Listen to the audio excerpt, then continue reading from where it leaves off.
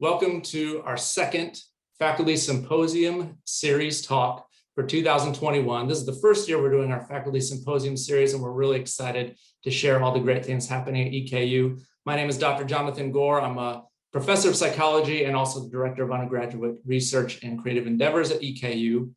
And the purpose of these symposia talks is to highlight the cutting edge research and practices happening at EKU. And we're going to have these presented to the university community and beyond. Today's topic is 21st century innovations, and the presenter will be Dr. Sarah Insera, who's a colleague and a good friend of mine from the psychology department. So I'm really happy to see her give this talk, and I'm really excited to learn more from what her research lab has been doing. So we'll host all questions in the chat function, so we'll do questions at the end, and if you have any in the course of the talk, feel free to put them in the chat function. In the meantime, we're going to mute all attendees except for Dr. Insera to make sure that we allow her free time to talk and free space. So I think without further ado, Dr. Insera, go ahead and take it away. Well, thank you for the wonderful introduction. So this session is about technological innovations and use of new technology. So I'm going to focus specifically on Qualtrics, and there are so many platforms. I think in the last year we have all learned so many new platforms and so many things, but I'm going to just focus on Qualtrics because there's actually a tool that EKU has purchased the license for everyone, right? So I'm going to share a screen here for those of you at EKU. All faculty, students, and staff at EKU are able to log in into Qualtrics and can use a professional account, which is really, really cool. So in this website, you can see all of the, how do you log in with your account and the EKU Qualtrics. So I think this has been a great move by the university, and then we can really use Qualtrics in many different ways. So something I want to talk about here, this presentation has two parts. The first part is going to be my own lab. So in the last year, I have a research psychology lab in person in which we collect data from people. So specifically, we use mouse tracker in which we collect we record how people move the mouse as they answer different questions and they do different tasks. So we were able to actually put this on Qualtrics, which I was blown away that this even worked. Like I did not expect, I thought this was gonna be like, okay, well, this fall semester we cannot be in the lab. Let's just go and collect some online data, see how it looks. And it actually looks great. I was very impressed that this worked. And then I've been learning more and more about Qualtrics, and it has potential to be used in many different ways. So how I've divided the session is in two pieces. The first part, I'm going to show you what I did and how surprisingly easy it was to hack Qualtrics in a way that collects how people move the mouse. And also the second half of the session, I've been thinking a lot about Qualtrics and about this idea. So I want to share with you ways in which people can use Qualtrics from administrators to researchers to teachers, different advisors, ways in which people can use this tool in new ways to help make whatever you're trying to make easier and more efficient. Okay, so let me start with my own research, what we did. So this whole endeavor started for me when I found these papers. So I'm going to show you the Open Science Framework page. So this is Maya Mather. There is a paper, Mather and Rachling. This is from 2019. And they wrote this paper called Qualtrics Mouse Tracking. And it is what it is like it says here, is open source software for mouse tracking on Qualtrics to measure category competition. They just did it for their task, but you can apply to any psychological research projects that you want to use. And what I was very surprised is how easy this is, because what they had, I mean, they have a bunch of things, but what really matters here is the Qualtrics template. This is all open. So the Open Science Framework is kind of like a repository. Imagine as like a Google Drive for researchers. We are open to everyone. Everyone can upload any documents there. And they have here a Qualtrics Mouse Tracker Live demo. And this is what is called a QS. So it's a .qs document, which means it's a Qualtrics survey document, right?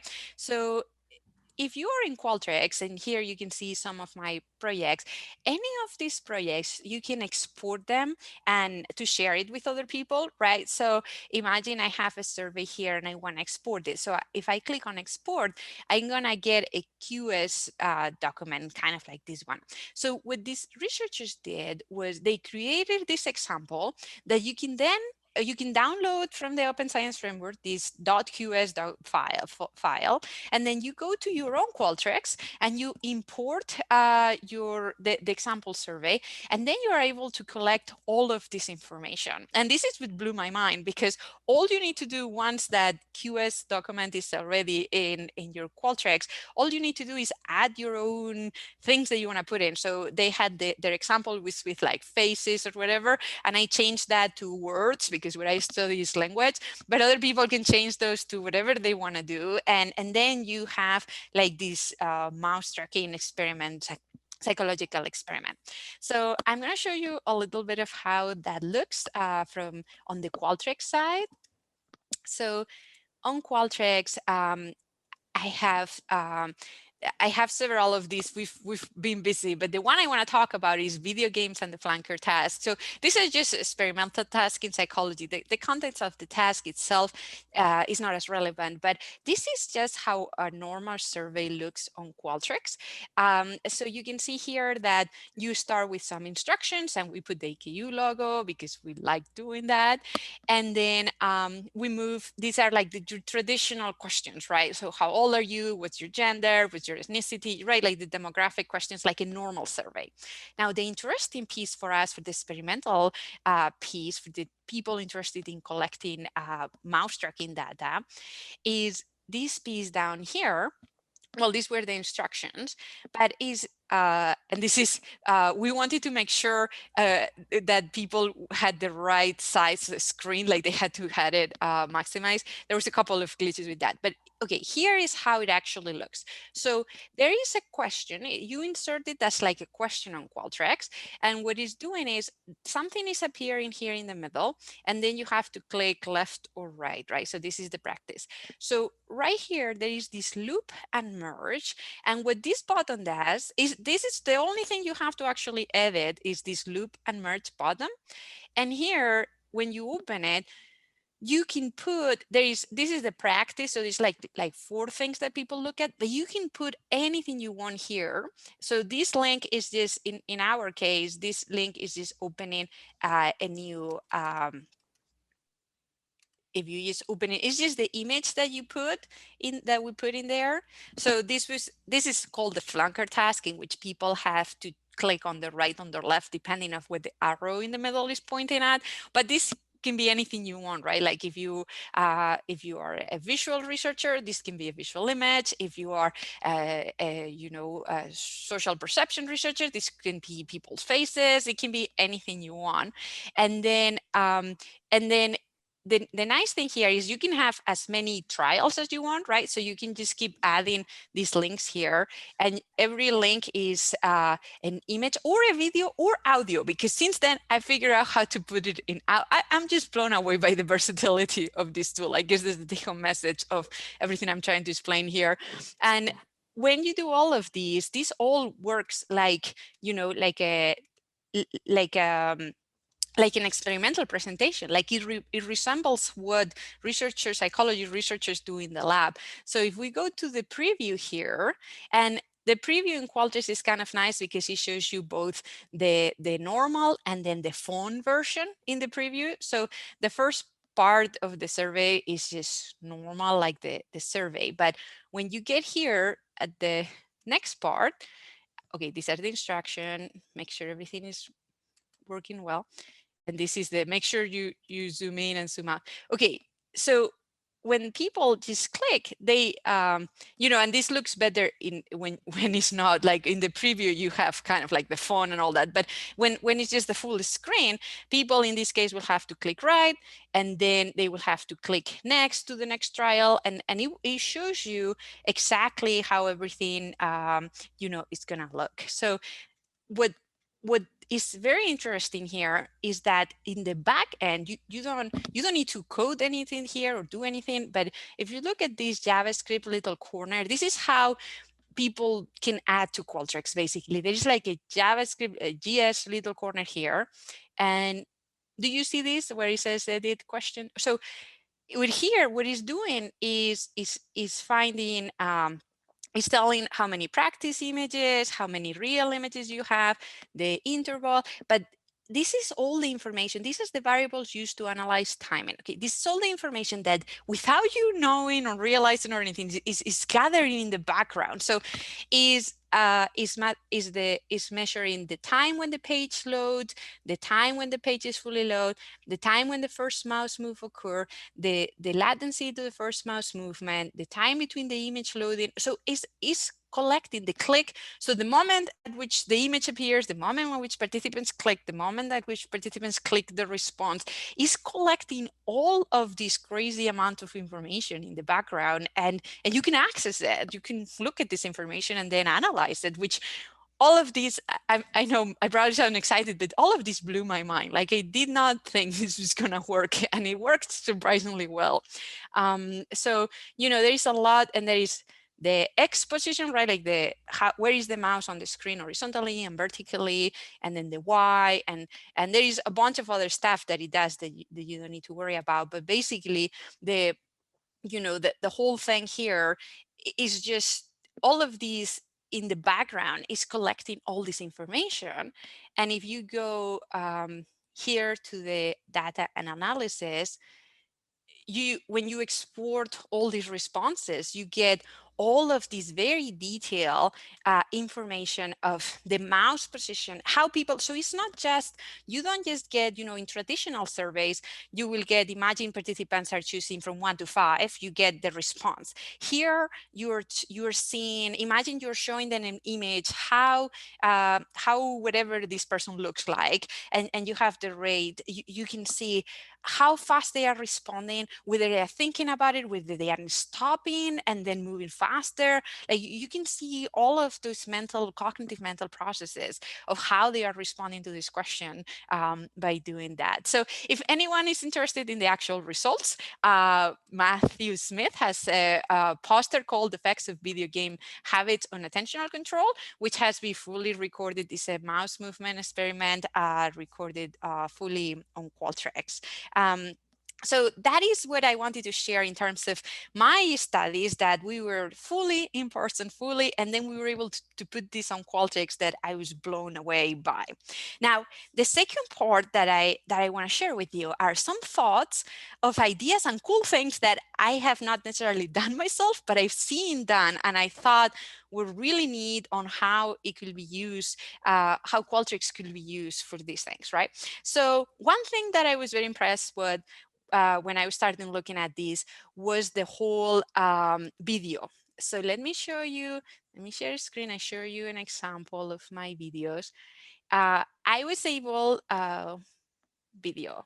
So I was able to put video on these. So instead of the middle here being an image or an audio, this is actually a video. If I click preview, well, if you click the preview, it sounds double because the computer and the phone version both play the video, and then it sounds double. But when you play for real in the actual task, then it sounds perfectly fine. And I was able to set it up that the video, the time, the mouse time starts at the video, at the time the video starts playing. So it's really cool.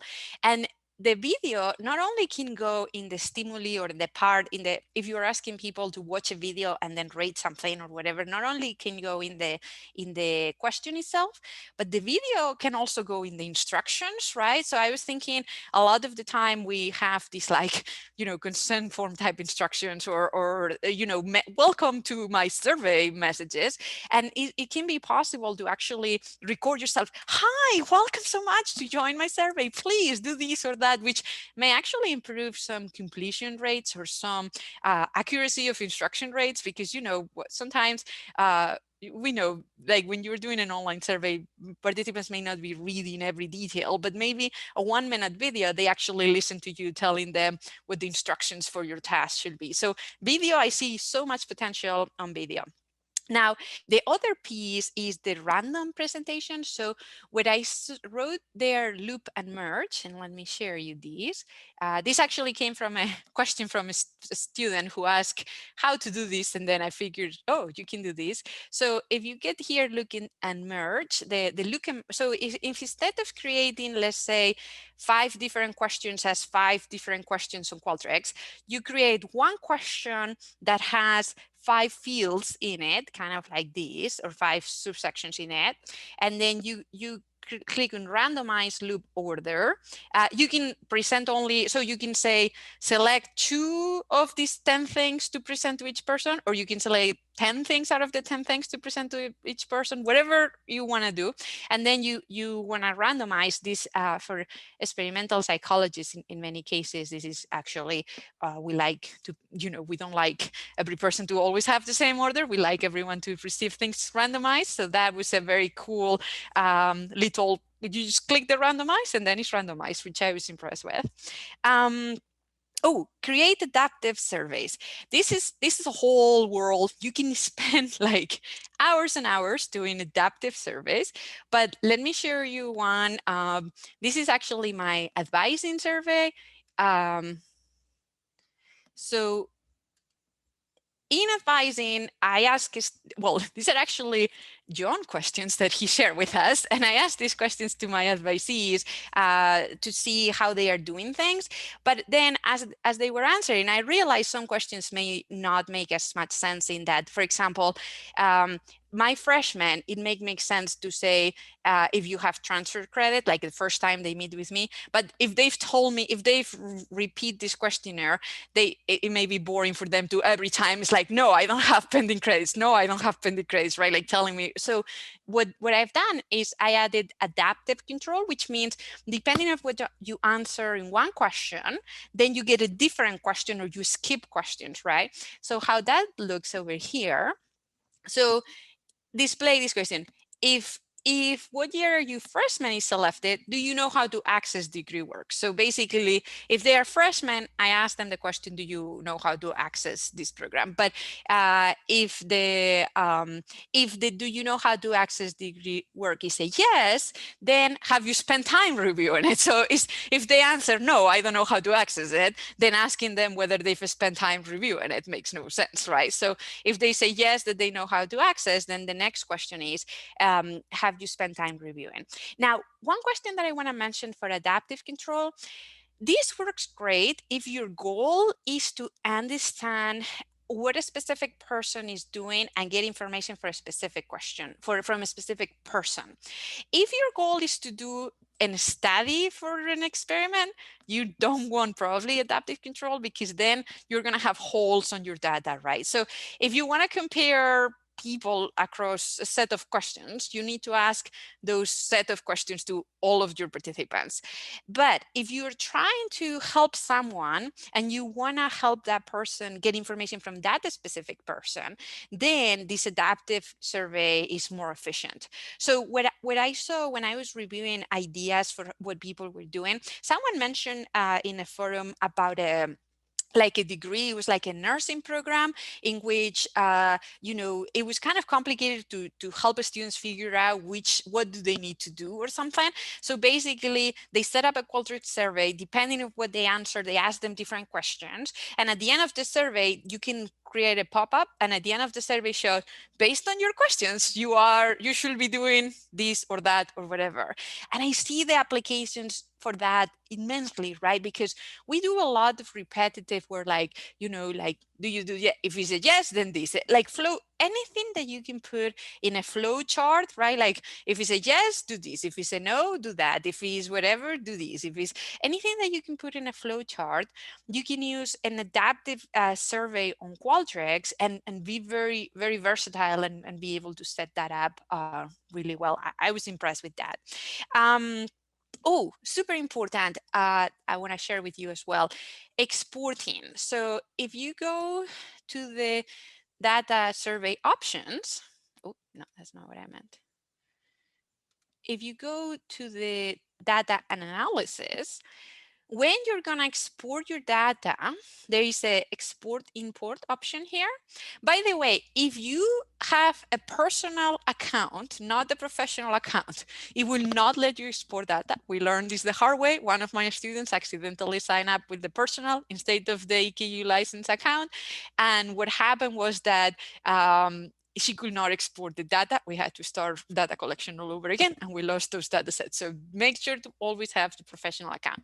But if you have the professional account and you click on export data, what is going to happen is it's going to ask you if you want CSV or Excel or SPSS or Google Drive, whatever format. But then down here is use numeric values, use choice text. You need to think about it for a second because, for example, I had situations in which we have like Likert scales, right, from 1 to 5, and we wanted to analyze them on a scale of 1 to 5, like as a number, numeric variables, then export it as a number makes more sense. The problem is if you export as a number, sometimes the categorical variables like the male or female also exports it as a 0 as a 1. So if you have like a survey that you have mostly categorical variables, you probably want to export as a word. And if you have mostly continuous number variables, you probably want to export as a number. Either, or you can export it both ways and figure it out. You know, some variables always exports. So for example, ID, I'm pretty sure always exports as word. This is a recent feature. I saw this for the first time like a couple of weeks ago. So I'm sure they are still managing out. So maybe at some point we will be able to be like, okay, I want these 3 variables as words and these 3 variables as numbers, and you know, to make sure everything makes sense and you export the variables in a way that you want. But this is actually very helpful because you know, you don't have to then in the cleaning be like renaming, right? Like if you had extremely agree or extremely disagree and make them all 1s or 5s or whatever it is, now you already exported in the number or the word, whatever is easier. So I hope with Qualtrics, another advantage is that the cleaning process should be much easier because it's already collected and exported in like a tidy format, right? So that should be easier. Okay, so some other cool ideas that I thought that I don't know, that got me thinking about how the potential of this and how much you can use these tools for so many other things, right? So one thing that I read that is a purchase request form for a department, for example, in which it had all these like, if like they had like a basically internal rules of what you could purchase and if there were limits or whatever. So they had created these Qualtrics forms and you just go through that. So basically for administrators and for tasks that are well defined, I see potential of like automating this process by creating like a Qualtrics that does all of that. Another good thing that people were talking about is like maybe a single exam or survey that can be shared across people, right? So for example, if you're using Blackboard, imagine 3 professors across different sections want to use the same thing. On Blackboard, if you are setting it up as a Blackboard survey, you have to like export it and import it in the new cell, right? And in the new Blackboard course, or export it. If you I was muted accidentally, I think. If you have a Qualtrics, if you have it set up in Qualtrics, you can share that link with everyone, and then it will so it is on its own, and you don't have to copy paste it or do anything. Everyone can just share that link everywhere. So this is not limited to Qualtrics. This is also Google Forms and SurveyMonkey and any other survey program does that. But I think there is something helpful about having a system where this one thing can be set up and then everyone can share the link and then all the responses will go to decentralized. So if we were to add, imagine in a department, we're interested in across all our classes, ask something to our students, you can put it on Qualtrics, everyone shares the link, and you just have to add a column about which class are you, and then it will be easy to do. Those are some of the things people were talking about. And then, oh, and something really helpful that I found really interesting, and I'm wrapping things up here, but something was the end of the survey. So the end of the survey has a lot of potential. So let me show you how this looks. So when you are on the survey, there is this piece of survey options, and within survey options, at the end, you can do a custom end of the survey message. So this one right here, the appointment one is a link to my Slate, right? Because I ask the students to sign up for their own advising appointments through a Slate. So they take the Qualtrics, and then when they finish answering the survey, it automatically points them to the link. It can be Calendly or whatever system you use to sign up your advisees with, but it redirects them there, which I found really helpful. And then for my studies that I'm running through SONA, so for those of you who may not know what SONA is, in the psychology department, we have a research granting credit system in which students sign up to get research credit. So you can link the survey at the end, so that redirect link at the end, the final message on the Qualtrics surveys will send them back to SONA, and then SONA automatically imports the ID. So for example, if you have like 200 participants in your survey, it will be really tedious to type give credit, give credit, give credit, give credit 200 times. The moment they finish, they have to finish, because if they don't finish the survey, it doesn't the link doesn't pop up and it doesn't send them back to SONA. But once they finish, it does that, and then they get the credit automatically on SONA. So some of those are the things that I did not know, and I was like, wow, this is really time saving to do all of these things in a more efficient way, right? So going back to the idea of research, if you think about Qualtrics, I found that data collection, right? You get, instead of just your few in-person undergraduates, with data collection, with a Qualtrics, you can send that link to Mechanical Turk or to the whole population. You can share it on social media. So samples are diverse. You get a lot more diverse samples.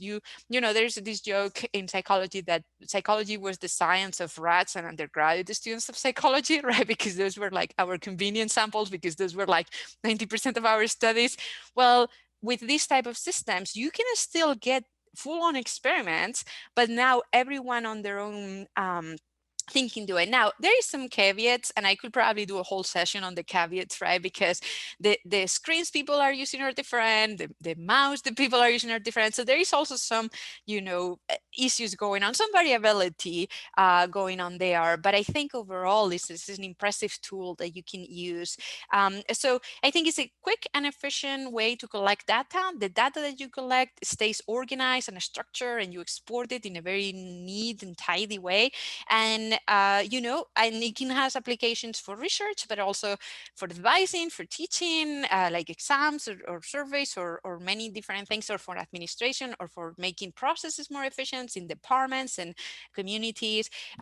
So that is all I had. But my question for the group is, what do you like? What do you think you can use Qualtrics for? Do you see potential to use this tool in different ways that will benefit, that will make your job easier, that will help you, either in research or teaching or surveys, make things better for you?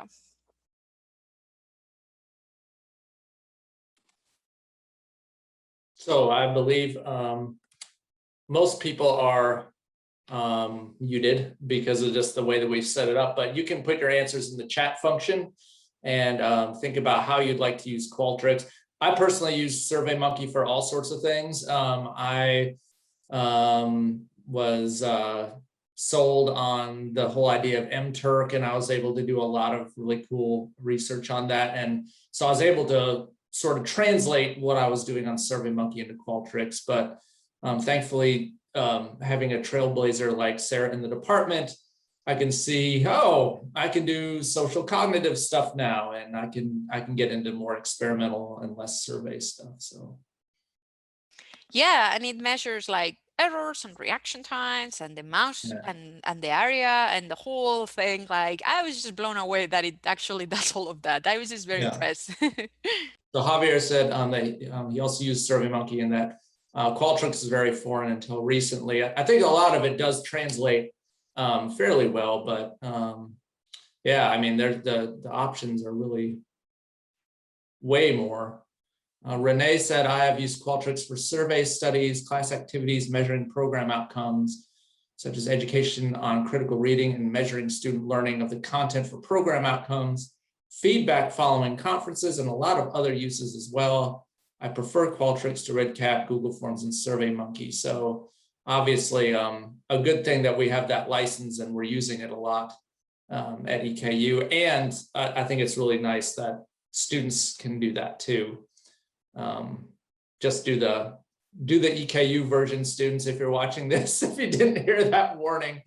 Unless you like doing things like all over again, which no one likes doing, then definitely do the professional version.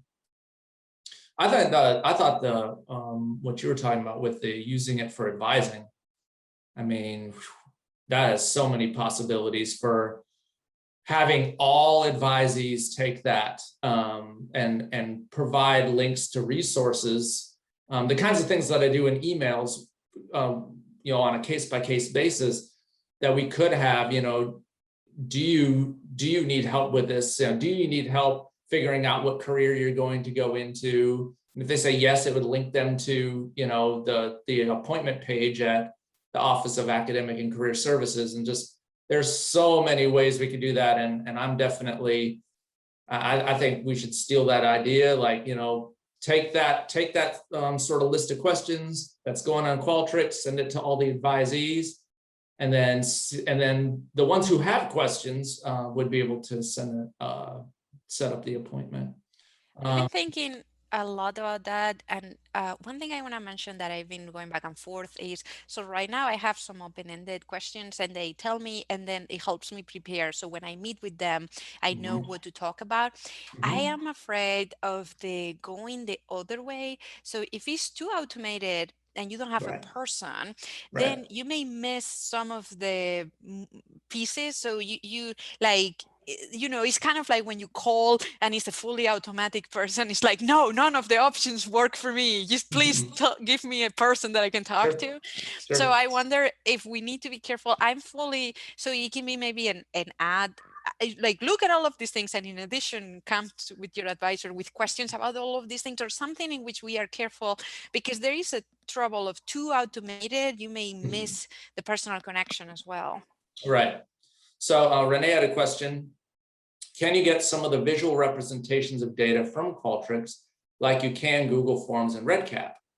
That is one limitation I've noticed, or maybe I just have not figured out how to download any available graphs and charts. I make charts in outside programs currently to represent my data. Yes, I agree. I teach data visualization. So for me, this is an advantage instead of a drawback, because my personal take on the graphs that are already on Google Drive and Google Form or Microsoft Forms right now are like so bad. And we can have a whole session on how pie charts are not good to represent things. But it's true in Google Forms and Microsoft Forms, both of those generate pie charts and bar graphs automatically, and it gives you an initial view of it. I have not seen that in Qualtrics. In Qualtrics, you need to definitely export, as far as I know. I don't know if anyone here has seen that, but so I see it as an advantage, because then the bad graphs don't show up, but I can see how people who just quickly skim through those graphs to get a sense may miss those. We have a comment from our YouTube group from Jamie. Yes, I've used Qualtrics for a needs assessment survey with a lot of conditional questions, for doctoral research with Likert scale, and for short program evaluations. And Renee responded saying, very true, some of the pre-made graphs are not great. And I think every professor has their, like, please don't do these things, and yours is pie charts. Like, please don't do pie charts. Like, don't talk about pie charts with Sarah ever. Well, this is actually Alex Barakin, our visual person, who has like a paper on this, and this is from the R user group. The R user group had a whole session on how pie charts, donut graphs. So donut graphs is like a pie chart, but just the outer circle apparently are better. And this is Alex was telling us all about how visually angles are really hard to process. So at least the donut chart doesn't have the angles in the middle. And I don't know, there's a whole visual perception of data research on it. So a lot of us have sort of answered your question. What questions do the attendees have? Again, you can just write them into the chat function and I will read them off and see what you have to say. So what questions did you have?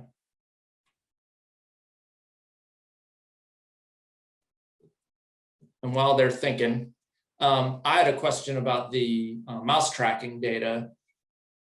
So when you download the data, how do you get the mouse tracking data to export to, say, an Excel file?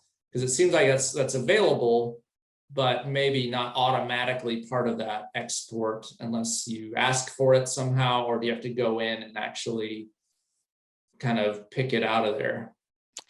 Yeah, so that actually is a little bit more tricky. So when you have the Mother and Raisley, what they did was they created an R script to do this. So when you export your data, you run this script and it's already pre-made. Now I had to tweak a few things. So for example, the example had like 20 trials and my example had 40 trials. So I had to go and change whatever said 20, I had to make 40. And there was a couple other things. Their example had no right or wrong. It was all just like a Likert scale. And my example for the flanker task, I had right or wrong. So I have to go and say, if it's here is right, if it's here. So all of that was done on an R script.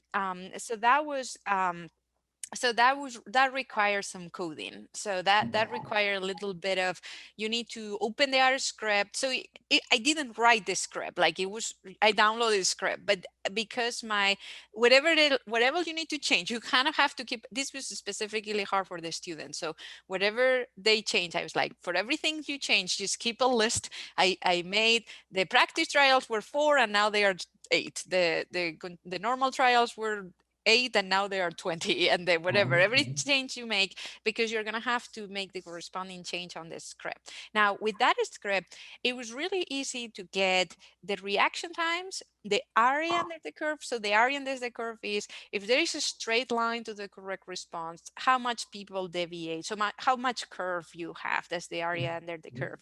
Those overall measures were really easy. Now the actual drawing of the trajectory, that one you can do it, but it was a little bit trickier, and the reason is the screen. So when we look at the screen, like something like 85% of people had what was deemed by the program weird screen proportions, like either taller or wider. So you can do it and it averages out. And I got results like in the flanker task, the incongruent condition was worse and the other was straighter. So you do get the results. It's just in that sense, because the screen size is different, it was a little bit more, it was less precise than my in-lab in person. So I guess I will still consider, in terms of the quality of the experimental data, kind of an in-between the actual lab results where everyone has the same screen and and some of this may be solved with normalization, where if you change the ratio of things, but you have to do that manually and after the fact. So there is some quirks there to fix, if that makes sense. Well, I'll let some people let their questions cook a little bit longer. I have another question for you, and this is mostly for the sake of our students who would be watching this. A good number of our students were born in the 21st century, which is very hard for me to say, like to actually come to grips with that reality. Born in the 21st century. So give our students an idea of how much of these things you've been talking about were available in the 20th century. How much of this is 21st century innovation? None. And not only like there, but like it wasn't even available 5 years ago. So when I Mhm. started, so I started my doctoral program in 2012. And in 2012, we looked at the possibility. So we were using the program Mouse Tracker, and we used the possibility of setting up something like that online. And the reason for me was I was trying to collect data from bilingual speakers. And Mhm. what the more you can do online, the better, because I had bilingual friends like in Europe and in every places, but I didn't have them all where I was doing my work. And it was so complex. Like there were like you basically needed like a computer science degree to be able to even understand what you need to do with Mhm. these everything. And this is not the only one. There is also there are a lot of programs that have been like Open Sesame and other programs. There's so many programs that have been put in, set up online. And with COVID, of course, all of this has just like gone crazy. But none of these was available even 5 years ago. Like mouse tracking started 10 years ago. The program, like research on mouse tracker is from, I think the original paper is 2010. And then the online version of mouse tracking started like last year, like. Mhm. Mhm. And there's eye tracking too, which was that's 21st century too, right? 100%. And now, Yeah. for the first time, I've been seeing some people that are trying to do eye tracking online through the camera. So they are trying to Ah, yeah. get Uh-huh. people's laptops cameras to do eye tracking. Now, I have no idea about the reliability of the actual data you can get there, but there is Sure. definitely people looking into that and Right. making it better and better, which the flip side of things is it gets really scary how much data people can collect from you without you not even going anywhere, right? Like that's the other side of things. But Sure. in the Sure. hands of researchers who are trying to make these ethical decisions, that is impressive. Right. And that's where your consent statement is like, I promise I'm not spying on you any other time, right? So Renee has a question. I wonder if it is possible to add videos that might represent driving scenarios and assess response time or other factors which could relate to driver safety within Qualtrics. These are things some occupational therapists would typically do in person, but during COVID, needing to shift more online for some of those driver safety assessments. So for that, I think an even better tool will be, so our colleague Alex Barakin, he's doing virtual reality and he has it set up, and now that is a little bit more coding. At that point, you're basically coding the virtual reality scenario, right? Like we had like a trial run on his lab, and he was showing us how, like, at first he had like this humongous table that was like above you, and then he figured out how to code it so it's like an actual table, so you can like hit things and see things. And so yeah, I will say talk to Alex Barakin. It's possible. I will not. So if you just want the video, for sure, what I did, you can get reaction times and are under the curve.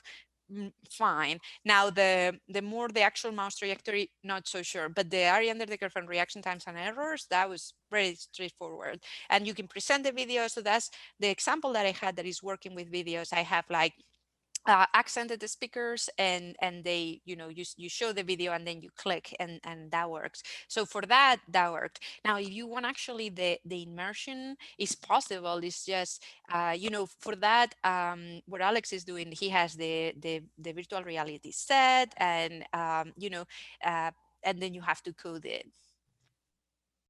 I'm wondering if some of those videos that are shown in person um, already exist, that you'd be able to put up the videos, and then whatever assessments you're asking them in that in person, if that somehow could be infused in that too. So I don't know. I mean, it sounds like Qualtrics can do quite a bit if you just play around with some of the scripts and check out some forums and whatnot. And it definitely has a lot more than I would have assumed. I certainly wouldn't have assumed that decent experiments could be done on Qualtrics, and maybe like, but it sounds like it's pretty open to whatever. Yeah, I had not assumed I did not think this was gonna work, and it did. So I Mhm. was on your Mhm. boat too. The other Yeah. idea that I had, so Michael Chen, what he is doing in our department as well, what he had was the opposite approach. So he has his eye tracker is not a virtual reality, it's an actual eye tracker, but the mobile one, like glass, I don't know exactly what it is, but like glasses. So what he's doing is he's setting up real rooms, right? Real scenarios, real situations. And he's measuring how people interact in real situations by looking at what they are looking at, but there is no screen or, so, Alex's approach is you are getting into the virtual reality that we have designed. Michael's approach is this is the real world, go interact with it, and I'm measuring where you're looking at. Mhm. So that's another option that maybe for OT may be helpful. Yeah. And all the people that you've mentioned, I should just say, are all EKU cognitive psychology professors.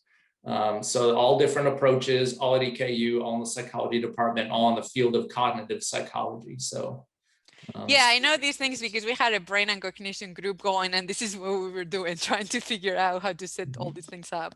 Yeah, really cool. So is this going to change, since you figured out all this stuff, is this going to change how you do your lab, even when we open back up? Absolutely. So the first thing I want to do is same study both ways, because right now I haven't done that. I have done the one way and the other way. So the first thing, just for me, for my internal, how is this different or not? I would like to do the same study both ways, to just whatever study I do, but both ways, to kind of really see if it's the same. Because my impression right now, based on my previous analysis of other data sets, is that it's looking really good and all the results are as predicted, but I haven't done the close comparison.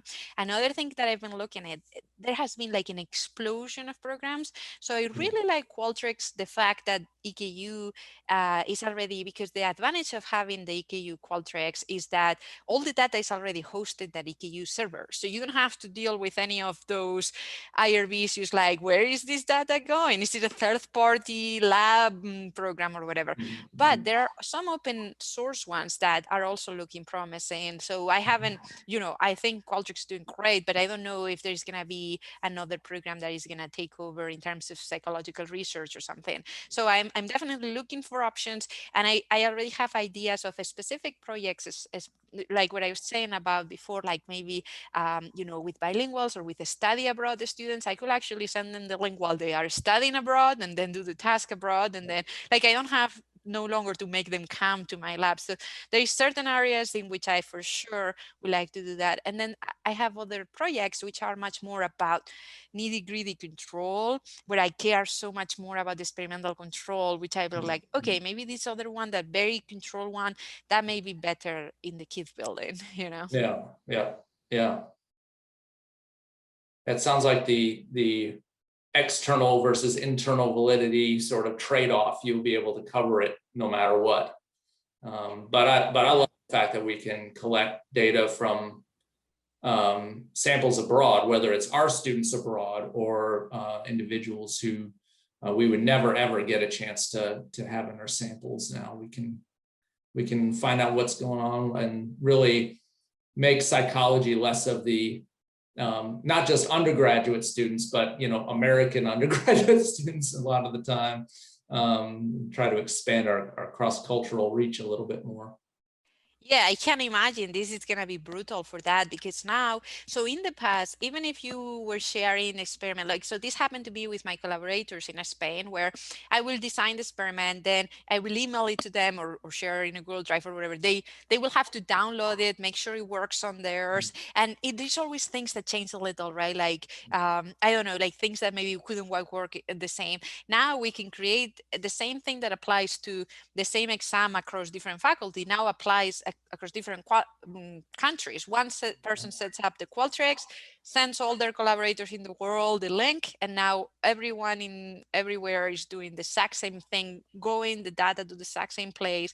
So I imagine for cross-cultural psychology and for international studies that this can really help. Now, there's still some things that person has to have the screen, that has to have the, if it's video, it has to be the resolution. There is some technological pieces, but I see a lot of potential. Yeah, it almost suggests a good international collaborative collective that needs to start sharing this stuff and saying, all right, let's just whatever everyone's doing, we're all just going to do that. And every study we'll do will have sort of this as close as possible global sample.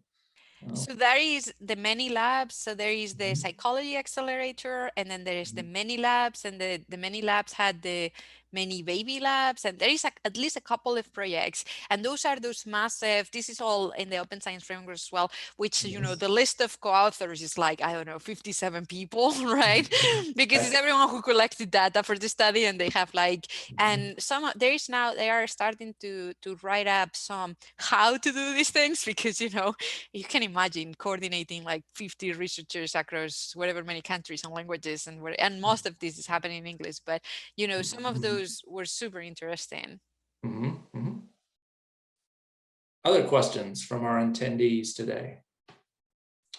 Well, I really appreciate you sharing so much knowledge with us. I think this feels like a workshop. I feel like I got a whole bunch of notes and I'm just like, wow, I can do so much more stuff. So I feel very enlightened and inspired and ready to go. I got lots of ideas from your talk. So thank you so much for sharing your expertise and your experience and just your tips for making things better. Thank you for having me. And if anyone has questions, I'm happy to help out with, or send you to my students, because data initiatives at the Knowledge Studio, I have several students that are now very knowledgeable in Qualtrics. So I'm very happy to, if you want a consultation or, we are happy to help with Qualtrics or with anything you may want to set up that way. And you can check out Matthew Smith's poster at the University Presentation Showcase Undergraduate Poster Gallery. That's my little pitch for that. So check that out this week.